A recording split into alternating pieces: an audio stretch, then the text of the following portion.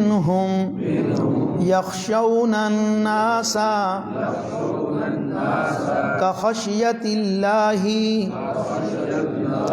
أو أشد خشية وقالوا ربنا لما كتبت علينا القتال لولا أخرتنا إلى أجل قريب قل متاع الدنيا قليل والآخرة خير لمن اتقى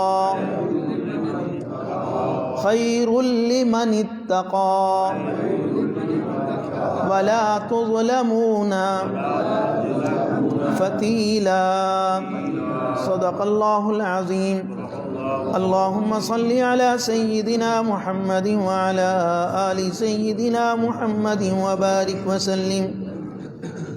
الم تری، کیا آپ نے نہیں دیکھا، الی الذین، ان لوگوں کی طرف، قیل لہم، جب ان کو کہا گیا، کفوا ایدیکم، تم روکے رکھو اپنے ہاتھوں کو، وَأَقِیمُوا الصَّلَاةَ، اور تم قائم کرو نماز کو، وَآتُوا الزَّکَاةَ، اور تم ادا کرو زکوٰۃ کو، فَلَمَّا كُتِبَ عَلَيْهِمُ الْقِتَالُ، پس جب فرض ہو گیا ان پر جہاد، اِذَا فَرِيقٌ مِّنْهُمْ، اچانک ایک گروہ ان میں سے، یخشون الناس، وہ ڈرنے لگا لوگوں سے، کخشیت اللہ، جیسے اللہ سے ڈرا جاتا ہے، او اشد خشیہ، یا اس سے بھی زیادہ سخت ڈرنا، وقالوا، اور انہوں نے کہا، ربنا، اے ہمارے پروردگار، لما، کیوں، کتبتا، تو نے فرض کیا، علینا، ہم پر، القتال، جہاد کو، لولا اخرتنا، کیوں نہیں تو نے ہمیں ڈھیل دی، کیوں نہیں تو نے ہمیں مہلت دی، الی اجل قریب، تھوڑی مدت تک، قل، آپ فرما دیجئے، متاع الدنیا قلیل، دنیا کا ساز و سامان تھوڑا ہے، والآخرۃ خیر لمن اتقی، اور آخرت بہت بہتر ہے ان لوگوں کے لیے جو اللہ سے ڈرتے ہیں، ولا تظلمون فتیلا، اور تم پر ظلم نہیں کیے جائے گا ایک دھاگے کے برابر۔ گزشتہ آیات جو ہم نے کل پڑھی ہیں اس میں بھی جہاد کا ذکر تھا، اس سے پہلی جو آیت پڑھی اس میں شہادت کا ذکر تھا، اور آج بھی ہم نے آیت پڑھی ہے اس میں بھی جہاد کا ذکر ہے۔ اور اس کا شان نزول یہ ہے کہ حضور اکرم صلی اللہ علیہ وسلم کو جب اللہ تعالیٰ نے نبوت عطا فرمائی تو ظاہر نبی کا کام تبلیغ کرنا ہوتا ہے، تو آپ نے انسانوں کو دعوت دی، تبلیغ شروع فرما دی، تو مردوں میں سب سے پہلے ایمان لانے والے سیدنا صدیق اکبر رضی اللہ عنہ، یہ آپ کی دعوت پر، آپ کی تبلیغ پر ایمان لائے، اور اسی طریقے سے عورتوں میں سب سے پہلے آپ کی سب سے پہلی زوجہ محترمہ سیدہ ام المومنین حضرت خدیجہ رضی اللہ عنہ ایمان لائیں، انہوں نے کلمہ پڑھا، اور غلاموں میں حارثہ، زید بن حارثہ رضی اللہ عنہ ایمان لائے، حضرت زید بن حارثہ رضی اللہ عنہ، اور بچوں میں سیدنا حضرت علی المرتضیٰ رضی اللہ عنہ ایمان لائے۔ ابتدائی دنوں میں جو مشرکین مکہ تھے وہ آپ جب دعوت دیتے تھے تو وہ آپ کی دعوت و تبلیغ کو دیکھتے رہے کہ یہ کیا کہتا ہے اور یہ کیا کرتا ہے، تو اس طریقے سے وہ آپ کی تبلیغ کی طرف متوجہ رہے کہ یہ لوگ کیا کر رہے ہیں اور یہ کیا کہہ رہے ہیں۔ لیکن جب انہوں نے یہ دیکھا کہ یہ تو ہمارے سب خداؤں کی نفی کرتا ہے، اور یہ تو لوگوں کو کہتا ہے لا الہ الا اللہ تفلحون، کہ تم لا الہ الا اللہ پڑھ لو کامیاب ہو جاؤ گے، تو ان کو پھر احساس ہوا یہ تو ہمارے سارے خداؤں کا رد کر رہا ہے، یہ تو کہتا ہے ایک ہی اللہ ہے، ایک ہی عبادت کے لائق ہے، ایک ہی معبود ہے، ایک ہی مشکل کشا ہے، ایک ہی حاجت روا ہے۔ قرآن کریم میں اللہ تعالیٰ ایک جگہ فرماتے ہیں انہم کانوا اذا قیل لہم لا الہ الا اللہ یستکبرون، جب ان کو یہ کہا جاتا ہے کہ اللہ کے سوا کوئی معبود نہیں ہے، ایک ہی اللہ ہے جو مشکل کشا ہے، جو حاجت روا ہے اور جو ہر جگہ حاضر ناظر ہے، اور وہی لوگوں کی فریاد کو سننے والا ہے اور وہی دستگیر ہے، تو بس پھر وہ تکبر کرتے ہیں، پھر ان کے دماغ چکرا جاتے ہیں اور وہ اچھلتے ہیں، کودتے ہیں اور کہتے ہیں یہ کیا کہہ دیا اس نے کہ ہمارے سارے خداؤں کی نفی کر دی، اجعل الآلہۃ الہا واحدا، اس نے کہا کوئی معبود نہیں ہے، سارے معبود بیکار ہیں، بس ایک ہی خدا ہے۔ تو اتنے معبودوں کی جگہ یہ کہتا ہے بس ایک ہی معبود ہے، تو اس لیے ان کو یہ بات بڑی ناگوار ہوئی۔ انہوں نے کہا ان ھذا لشیء عجاب، یہ کیسی عجیب بات کر رہا ہے کہ سارے خداؤں کی نفی کر کے کہتے ہیں ایک ہی خدا ہے، ایک ہی حاجت روا ہے، ایک ہی عبادت کے لائق ہے، ایک ہی جو ہے وہ فریاد رس ہے، ایک ہی دستگیر ہے، ایک ہی مشکل کشا ہے۔ تو یہ بات ان کو بڑی عجیب لگی، اور اس کے جواب میں پھر انہوں نے حضور صلی اللہ علیہ وسلم کی گستاخی کی، کیونکہ ظاہر مشرک کو تکلیف تو ہونی تھی، مشرک کب توحید کو برداشت کر سکتا ہے؟ تو انہوں نے فوراً کہا ان ھذا لساحر کذاب، معاذ اللہ، کہنے لگے یہ تو جادوگر ہے اور جھوٹا ہے۔ کبھی کہا انک لمجنون، معاذ اللہ آپ یہ تو پاگل دیوانہ ہے۔ اس طریقے کے الفاظ جو ہیں انہوں نے کہنے شروع کر دیے۔ اب آپ صلی اللہ علیہ وسلم کے ظاہر ساتھی تھوڑے بھی تھے اور کمزور بھی تھے، اب انہوں نے مشرکین مکہ نے ان پر ظلم و ستم کرنا شروع کر دیا تاکہ یہ لوگ تو ہیں توحید سے منکر ہو جائیں۔ اب انہوں نے ظلم و ستم کیا کہ حضور صلی اللہ علیہ وسلم کو جہاں دیکھتے تھے اکیلے ہیں تو کبھی آپ پر دست درازی کرتے، کبھی آپ کا مذاق اڑاتے، کبھی آپ کے ساتھ بدتمیزی والا سلوک کرتے۔ چنانچہ ایک موقع پر تو ایسا ہوا، عقبہ بن ابی معیط، یہ ملعون کافر، یہ جنگ بدر میں جو ہے قتل ہوا ہے، جہنم رسید ہوا ہے، اس نے حضور صلی اللہ علیہ وسلم کے مبارک کندھے پر چادر تھی، آپ صلی اللہ علیہ وسلم کی عادت تھی اوپر چادر رکھنا، تو اس نے جب آپ کی چادر کو دیکھا تو اس نے آپ صلی اللہ علیہ وسلم کی چادر کو اٹھایا اور آپ کے گلے میں ڈال کر اس کو زور سے کھینچا۔ یہ اس نے بدتمیزی اور آپ صلی اللہ علیہ وسلم کی گستاخی کی، اور مقصد کیا تھا کہ اس طرح جب میں ان کی چادر کھینچوں گا نا زور کے ساتھ تو ان کا سانس رک جائے گا اور ان کا کام تمام ہو جائے گا۔ یہ اس عقبہ بن ابی معیط نے یہ حرکت کی۔ اتنے میں سیدنا صدیق اکبر رضی اللہ عنہ نے اس کی حرکت کو دیکھا اور آپ تشریف لائے، اور آپ نے اس کو جو ہے عقبہ بن ابی معیط کو دھکا مارا اور یہ الفاظ فرمائے اتقتلون رجلا ان یقول ربی اللہ، کیا تو ایسے آدمی کو قتل کرتا ہے جو یہ کہتا ہے کہ میرا رب ایک اللہ ہے، اور تو اس کا کوئی قصور نہیں ہے، وہ یہ بات کہتا ہے کہ ربی اللہ، میرا رب ایک اللہ ہے۔ تو سیدنا صدیق اکبر رضی اللہ عنہ نے کہا کیا تم اس وجہ سے اس کو قتل کرنا چاہتے ہو کہ وہ یہ دعویٰ کرتا ہے اور اس بات کی تبلیغ کرتا ہے کہ ربی اللہ، میرا رب تو ایک اللہ ہے؟ تو اس موقع پر حضرت حارث بن ابی حالہ رضی اللہ عنہ یہ بھی موجود تھے۔ حضرت حارث بن ابی حالہ یہ کون ہے؟ یہ حضرت سیدہ خدیجہ رضی اللہ عنہ کے پہلے خاوند سے بیٹے تھے اور جوان تھے۔ انہوں نے بھی جب ان کو پتہ چلا کہ حضور صلی اللہ علیہ وسلم کے ساتھ اس نے اس طرح بدتمیزی کی ہے اور اس طرح آپ کی گستاخی اور توہین کی ہے، تو یہ ان کو جب پتہ چلا تو ان سے برداشت نہ ہوا، یہ سمجھ گئے کہ یہ تو ہمارے نبی کے قتل کے در پہ ہیں، یہ تو ان کو قتل کرنا چاہتے ہیں، تو یہ فوراً میدان میں نکل آئے اس کے ساتھ مقابلہ کرنے کے لیے اور اس کو مارنے کے لیے۔ تو انہوں نے پھر میدان میں آ کر سارے مشرکین کو للکارا، انہوں نے کیا ہو میدان میں تم ہمارے نبی کی گستاخی کرتے ہو، ہمارے نبی کی توہین کرتے ہو۔ چنانچہ اب ظاہر یہ اکیلے تھے اور ویسے بھی مسلمانوں کی تعداد بہت تھوڑی تھی، کمزور تھی، اور کافر اور مشرکین کا غلبہ تھا، تو انہوں نے پھر حضرت حارث بن ابی حالہ رضی اللہ عنہ کو شہید کر دیا، یہ وہاں موقع پر شہید ہو گئے۔ تو مردوں میں سب سے پہلی اسلام میں نبی علیہ السلام کے دور میں شہادت پانے والے کون ہیں؟ حضرت حارث بن ابی حالہ رضی اللہ عنہ، جو حضرت خدیجہ کے بیٹے ہیں پہلے خاوند سے، انہوں نے سب سے پہلے شہادت پائی ہے مردوں میں۔ اور عورتوں میں سب سے پہلی شہادت پانے والی کون ہے؟ حضرت سیدہ سمیہ رضی اللہ عنہ، جس پر ابو جہل نے بڑا ظلم کیا تھا، اور یہ حضرت سمیہ بھی کوئی معمولی خاتون نہیں تھیں، یہ حضرت سیدنا یاسر رضی اللہ عنہ کی اہلیہ تھیں، اور حضرت عمار رضی اللہ عنہ جو صحابی ان کی والدہ ماجدہ تھیں، بڑی حضور اکرم صلی اللہ علیہ وسلم پر جان نثار کرنے والی تھیں، اور بس جب کلمہ پڑھ لیا تو پھر ہر ظلم برداشت کیا، لیکن کلمہ توحید سے پیچھے نہیں ہٹے۔ ابو جہل نے ان کے ساتھ بڑا برا سلوک کیا، ان کی ایک ٹانگ جو ہے ایک اونٹ میں باندھی، دوسرے اونٹ میں باندھی اور ان کو مخالف سمت میں دوڑا دیا، اور پھر اس ظالم نے ایسا ظلم کیا کہ ان کے نازک عضو پر اس نے برچھا مارا اور وہ شہید ہو گئے۔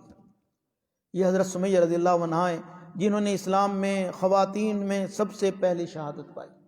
تو حضرت حارث بن ابی حالہ رضی اللہ عنہ نے مردوں میں سب سے پہلی شہادت پائی، اور عورتوں میں حضرت سمیہ رضی اللہ عنہا نے سب سے پہلی شہادت پائی ہے۔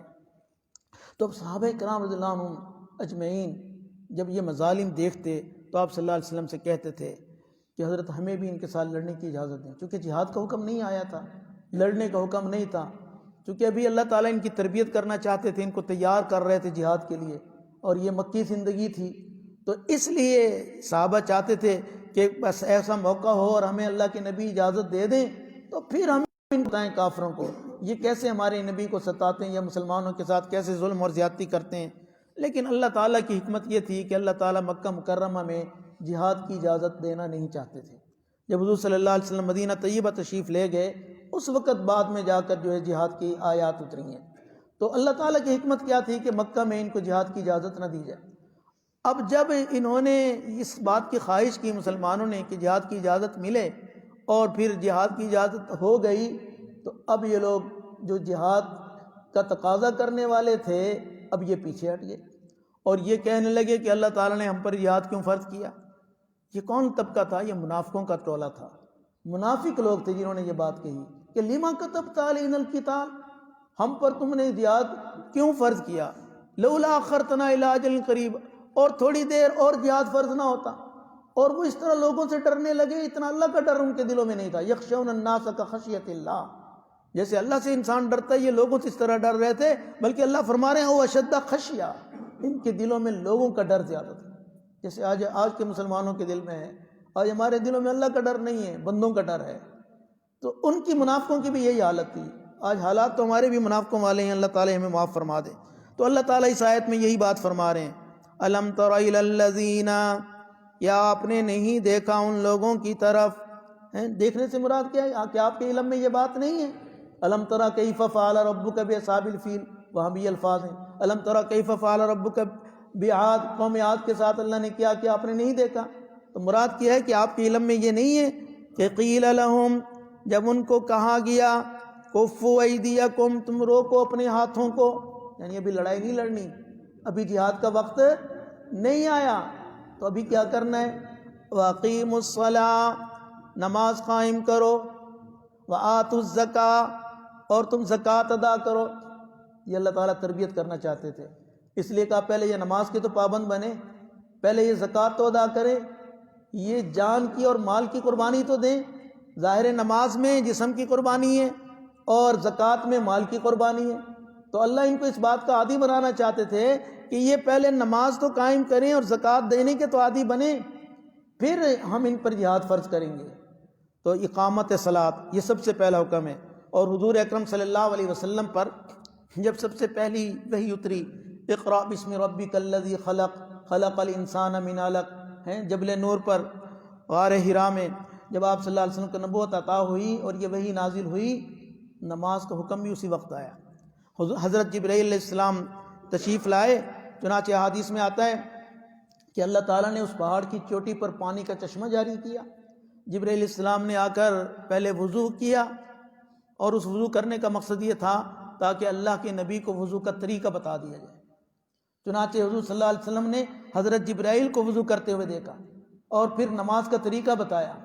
تو آپ صلی اللہ علیہ وسلم نے جو پہلی نماز پڑھی وہ کہاں پڑھی؟ وہ غار حرا میں پڑھی ہے، اور یہ حضرت جبرائیل علیہ السلام نے آپ کو اس وقت وضو کرنا بھی سکھایا اور نماز کا طریقہ بھی بتایا۔ ابھی نماز فرض نہیں ہوئی تھی، نماز تو فرض ہوئی ہے معراج کی رات میں۔ مشہور واقعہ آپ نے سنا ہے کہ جب 50 نمازیں فرض کی گئیں اور پھر موسیٰ علیہ السلام کی وجہ سے وہ 50 سے 5 رہ گئیں، لیکن اللہ تعالیٰ نے حضور اکرم صلی اللہ علیہ وسلم کی امت پر یہ احسان فرمایا، پڑھیں گی 5 نمازیں ثواب 50 کا ملے گا۔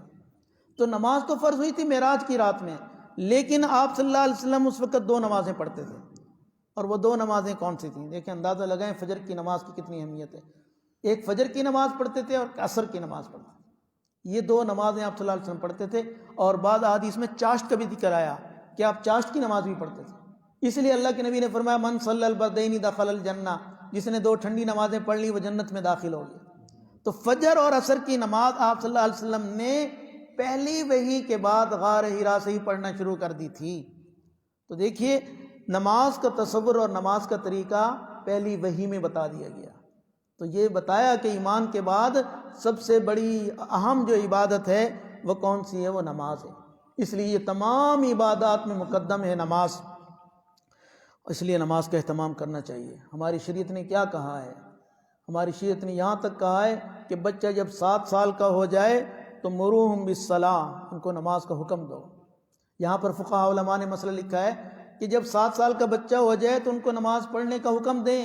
جو بڑے ہیں، بڑوں میں کون آتا ہے؟ بڑا بھائی، بڑی بہن، باپ، دادا دادی، نانا نانی، یہ سارے محارم رشتہ دار، عزیز و اقارب، یہ سب بڑوں میں آتے ہیں۔ تو بڑوں کو یہ حکم دیا ہے کہ تم ان کو حکم کرو کہ وہ نماز پڑھیں۔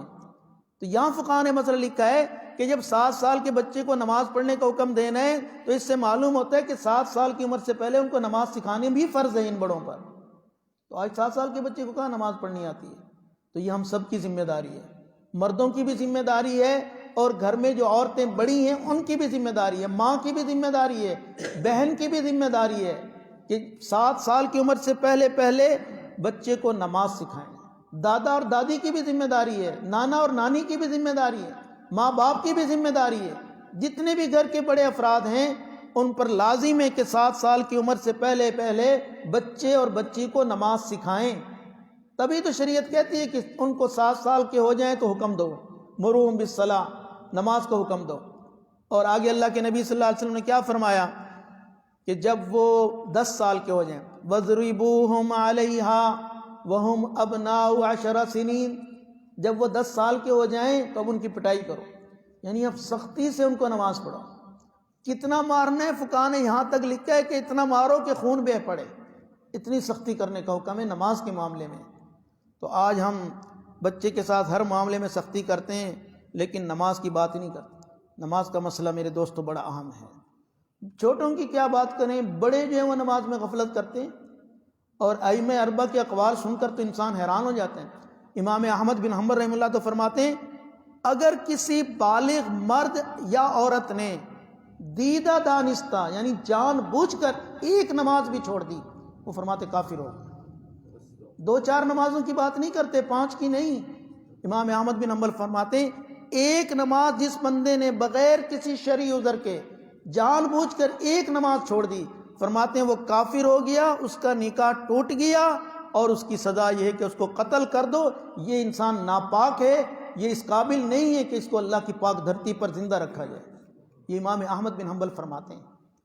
اور باقی جو 3 امام ہیں وہ فرماتے ہیں اگر یہ نماز کا منکر نہیں ہے، یہ سمجھتا ہے کہ نماز تو فرض ہے ایمان والے پر لیکن نماز پڑھتا نہیں ہے، فرماتے ہیں اگر یہ بھی دیدہ دانستہ ایک نماز چھوڑ دیتا ہے، فرماتے ہیں یہ کافر تو نہیں ہوگا لیکن گناہ گار ہے۔ کتنا بڑا گناہ گار ہے؟ امام مالک اور امام شافعی رحمہ اللہ تو فرماتے ہیں یہ اتنا بڑا اس کا سنگین جرم ہے کہ اب یہ زندہ رہنے کے قابل نہیں ہے، یہ زندہ رہنے کے مستحق نہیں ہے۔ وہ فرماتے ہیں اس کو قتل کر دو اور اللہ کی زمین پاک کر دو، یہ ناپاک ہے، نماز نہیں پڑھتا، لہذا اس اللہ کی زمین کو اس کا وجود گوارا نہیں ہے، وہ فرماتے ہیں اس کو قتل کر دو۔ امام مالک اور امام شافعی رحمہ اللہ وہ فرماتے ہیں کہ اس کو قتل کرو، اور یہ سزا تعزیری طور پر ہے۔ جیسے سعودی لوگ جو ہے کوئی ہیروئن پینے والا پکڑا جائے تو وہ قتل کرتے ہیں، ایسے ہی ان کے مسلک میں جو ایک نماز جان بوجھ کر چھوڑ رہا ہے اس کو بھی قتل کر دو۔ لیکن ہمارے امام اعظم ابو حنیفہ رحمہ اللہ فرماتے ہیں کہ جو ایک نماز جان بوجھ کر چھوڑ رہا ہے یہ کافر تو نہیں ہوا، یہ پرلے درجے کا گناہ گار ہے، تو اس کو قتل تو نہیں کیا جائے گا لیکن وہ فرماتے ہیں اس کو جیل میں ڈال دو جب تک کہ یہ توبہ نہ کر لے، سچی توبہ کہ میں آئندہ کبھی نماز نہیں چھوڑوں گا۔ اگر فرماتے ہیں توبہ نہیں کرے گا تو جیل میں ہی پڑا رہے گا تاکہ اس کا جنازہ بھی جیل سے نکلے گا۔ اندازہ لگائیں کتنی سختی فرمائی ہے امام اعظم ابو حنیفہ رحمہ اللہ۔ ہم تو انہی کے مقلد ہیں اور ہم اپنے آپ کو حنفی کہلاتے ہیں، لیکن آج نماز کو ہم نے جو ہے معمولی چیز سمجھا ہوا ہے۔ تو اس لیے نماز جو ہے یہ سب سے اہم فریضہ ہے، مردوں کو اور عورتوں کو اس میں غفلت نہیں کرنی چاہیے، خود بھی ہمیں اس کا اہتمام کرنا چاہیے اور بچوں کو بھی اس کا اہتمام کروانا چاہیے۔ 7 سال کی عمر سے پہلے بچوں کو نماز سکھائیں اور یہ مدرسے میں آ کر بچے سیکھ سکتے ہیں، ماں باپ کہاں سکھا سکتے ہیں؟ ماں باپ کو تو خود طریقہ صحیح نہیں آتا۔ تو اس لیے اپنے بچوں کو بھیجا کرو مسجد میں، صبح شام کلاس لگتی ہے، مسجد میں آئیں گے تو نماز بھی سیکھیں گے، نماز پڑھنے کا طریقہ بھی سیکھیں گے، اور نماز میں جو کچھ پڑھا جاتا ہے وہ بھی ان کو سکھایا جائے گا۔ ہمارے ہاں تو یہی ہوتا ہے، بچہ جب آتا ہے تھوڑا سا پڑھنا شروع کر دیتا ہے، اس کو پہلے آخری صورتیں یاد کروائی جاتی ہیں، پھر اس کو پوری نماز یاد کروائی جاتی ہے، پھر اس کو نماز کا طریقہ سکھلایا جاتا ہے۔ اور اللہ کے نبی کیا فرما رہے ہیں کہ 10 سال کے ہو جائیں تو ان پر سختی کرو۔ تو آج تو بڑے نہیں پڑھتے، سختی کیا کریں گے؟ بس ایک واقعہ بیان کر کے بات ختم کرتا ہوں۔ حافظ ابن قیم رحمہ اللہ دنیا کا بڑا محدث گزرا ہے، انہوں نے کتاب لکھی ہے کتاب الروح کے نام سے، اس میں انہوں نے بڑا عجیب واقعہ نقل کیا ہے، اور یہ جو واقعہ نقل کیا ہے یہ اس کا نقل نہیں کیا جو نماز نہیں پڑھتا تھا۔ جیسے نماز نہ پڑھنا بڑا گناہ ہے، ایسے نماز کو بے وقت پڑھنا بھی بڑا گناہ ہے۔ نماز کو بے وقت پڑھنا بھی بڑا گناہ ہے۔ کہتے ہیں نا ایک نماز جان بوجھ کر قضا کر دے تو 2,88,00,000 سال جہنم میں رہے گا، ایک حقب، اور حقب کی تعریف علماء نے یہ کی ہے۔ تو حافظ ابن قیم رحمہ اللہ نے ایک واقعہ نقل کیا ہے کہ ایک بہت بڑے بزرگ تھے اور ان کی مختصر سی فیملی تھی، ایک بیوی تھی، ایک جوان بیٹا تھا اور ایک جوان بیٹی تھی۔ تو یہ بزرگ جب دنیا سے چلے گئے، فوت ہو گئے، ظاہر سب نے مرنا ہے، کل نفس ذائقۃ الموت، تو ان کے وفات کے بعد کچھ دن گزرے تھے کہ ان کی جوان بیٹی بھی فوت ہو گئی۔ اب جب جوان بیٹی فوت ہو گئی تو لوگ اس کو لے گئے جنازگاہ میں، اس کا جنازہ پڑھا، اور جنازہ پڑھنے کے بعد اس کو قبر میں دفن کیا، اور دفن کرنے کے بعد جب وہ واپس لوٹنے لگے تو انہوں نے کیا دیکھا؟ اس لڑکی کی قبر سے آگ کے شعلے نکل رہے ہیں۔ تو یہ بڑے حیران ہوئے کہ اتنے بڑے بزرگ کی بیٹی، اور یہ کیسے اس کی قبر سے آگ کے شعلے نکل رہے ہیں؟ اب وہ جو ان کا جوان بیٹا تھا وہ بھی ساتھ تھا، ظاہر ہے وہ بھی کفن دفن میں شامل تھا، اس کی بہن جو فوت ہوئی تھی۔ وہ گھر آیا اور اس نے گھر آ کر تلوار اٹھائی اور ماں کے سر پر کھڑا ہو گیا۔ کہتا ہے مجھے بتاؤ میری بہن میں کیا عیب تھا، جلدی بتاؤ ورنہ میں تمہیں مارتا ہوں۔ تلوار لے کر کھڑا ہو گیا ماں کے سر پہ، بتاؤ میری بہن میں کیا عیب تھا۔ ماں یہ سمجھی کہ ابھی چند دن پہلے اس کا باپ فوت ہوا تھا اور اب چند دنوں کے بعد اس کی بہن فوت ہو گئی، تو شاید اس کے ہوش و حواس ٹھکانے نہیں ہیں، تو یہ اس لیے بے صبری کی وجہ سے اس کی یہ کیفیت ہو گئی۔ تو ماں نے اس بیٹے کو سمجھایا، بیٹا دیکھو اگر وہ تمہارا باپ تھا تو میرا خامند تھا، یہ اگر تمہاری بہن فوت ہوئی تو میری بیٹی تھی، صدمہ تو مجھ پر بھی ہے اور آپ سے زیادہ صدمہ ہے، لیکن اس صدمے کا یہ مطلب تو نہیں کہ انسان اپنے ہوش و حواس ہی ختم کر بیٹھے۔ تو ماں یہ سمجھی شاید اس وجہ سے اس نے مجھ پر تلوار اٹھا لی۔ تو ماں نے کہا صدمہ تو میرا بھی بہت ہے، لیکن جیسے میں برداشت کر رہی ہوں اے میرے بیٹے تو بھی برداشت کر۔ تو بیٹے نے جب یہ بات سنی تو بیٹے نے کہا ماں صدمے کی بات نہیں ہے، صدمہ تو ہر ایک کو ہی ہوتا ہے، ہر ایک کے مرنے کا، بات یہ ہے کہ تم یہ بتاؤ میری بہن کے اندر عیب کیا تھا۔ اس لیے کہ اللہ تعالیٰ جو ہیں وہ کسی پر ظلم نہیں کرتے۔ اب بیٹے نے بات بتانا چاہی کہ اللہ تعالیٰ کسی پر ظلم نہیں کرتے، اور پھر بیٹے نے کہا آج سب لوگوں نے دیکھا اپنی آنکھوں سے کہ جب میری بہن کو انہوں نے قبر میں اتارا اور قبر پہ مٹی ڈالی تو انہوں نے خود دیکھا کہ اس کی قبر سے آگ کے شعلے نکلے۔ تو اس لیے میں پوچھ رہا ہوں کہ بتاؤ میری بہن کے اندر کمزوری کیا تھی، عیب کیا تھا؟ تو اس وقت اس کی ماں نے کہا کہ وہ نماز پڑھتی تھی لیکن نماز تاخیر سے پڑھتی تھی، بے وقت نماز پڑھتی تھی، تو اس وجہ سے اس کو قبر میں عذاب ہو رہا ہے۔ تو اندازہ لگائیے بے وقت نماز پڑھنے پر اگر عذاب ہو رہا ہے تو جو نماز پڑھتے ہی نہیں ان کی قبر کا کیا حال ہوگا؟ اور قیامت کے دن تو سب سے پہلے نماز کا ہی سوال ہوگا۔ اس لیے ہمیں چاہیے کہ ہم خاص کر خواتین بھی چونکہ درس قرآن سن رہی ہوتی ہیں، ان کو چاہیے اپنے ایک نظام الاوقات بنائیں کہ بس نماز کا وقت ہو، نماز اذان ہو تو بس ہم نے نماز پڑھنی ہے، اور مرد جب اذان سنے تو بس سب کام چھوڑے مسجد میں آئے، نماز جماعت سے ادا کریں، یہ نماز وقت پر پڑھنا ہے۔ ظاہر ہے جب جماعت سے نماز رہ جاتی ہے پھر انسان سستی کرتا ہے، پھر تاخیر سے بھی پڑھتا ہے، اور بعض اوقات تو پھر آخری وقت میں پڑھ رہا ہوتا ہے، ٹھونگے مار رہا ہوتا ہے۔ تو اس لیے ہمیں نماز کا اہتمام کرنا چاہیے۔ اللہ تعالیٰ اس آیت میں بھی جہاد سے پہلے کیا حکم دے رہے ہیں؟ اقیم الصلاۃ، تم نماز کو قائم کرو۔ اللہ ہمیں بھی نمازوں کا اہتمام کرنے کی توفیق نصیب فرمائے۔ الحمدللہ رب العالمین، اللہم انت السلام ومنک السلام، تبارکت ربنا وتعالیت یا ذا الجلال والاکرام۔